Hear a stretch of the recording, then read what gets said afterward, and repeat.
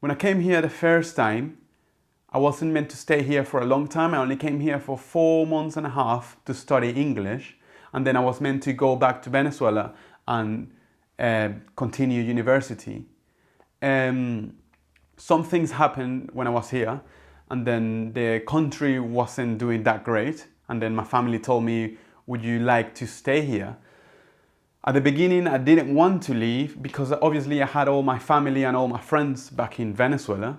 When I decided to move to the UK after a bit of convincing, it was obviously difficult on my family because I moved here by myself and I left everything else behind.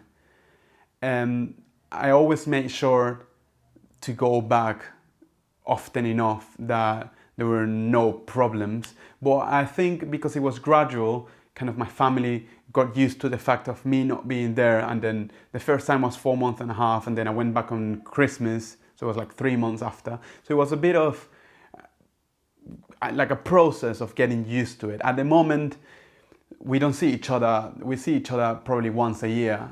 My dad I probably see once every 2 or 3 years, which is quite sad. But I kind of got used to it now. I now have my own house.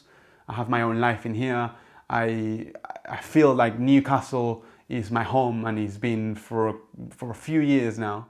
I kept going back to Venezuela every once in a while, but every time I went back, it felt more distant.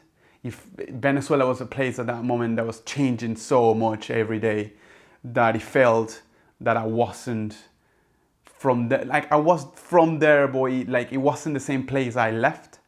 So basically, every single year or every month, it felt different. And I started kind of feeling more at home in Newcastle. It was quite hard as well because in uni I didn't have any friends, so I didn't have anyone that spoke Spanish. So there were times, if I don't call my mom or my dad or any family, there were times I could spend 1 or 2 months without speaking a word of Spanish to anyone. So there was, at the beginning of that happening, I got quite sad. So I started watching a lot of Spanish movies, not movies translated to Spanish. I started to watch more Spanish, Argentine and South American movies just for the sake of listening to more Spanish.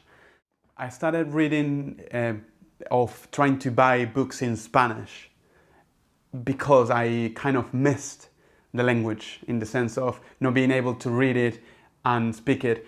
It was quite funny because you get used to it, and then when you go back to South America, to Venezuela to see your friends, and then they tell you that you don't sound the same anymore because you've been so long talking another language, and then the times that you've been speaking Spanish to some other people, they are not probably from the same country. So you kind of pick up a different accent, and then to your friends that are not with you in the other place, you sound very weird because they haven't heard you for 4 or 5 years, and then you come back and then it's a different accent, and it's not the accent from the place, it's just a mix of different accents from different countries of South America and maybe Spain as well.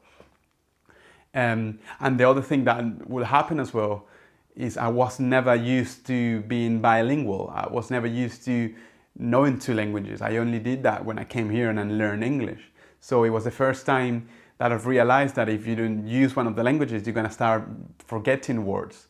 So when I went back to Venezuela and started speaking to people, I couldn't remember how to say certain things. So I had to kind of like create some sort of Spanglish of sorts so people could understand what I was saying for about a few days until I actually pick it up again. It wasn't bad, but it was funny to other people.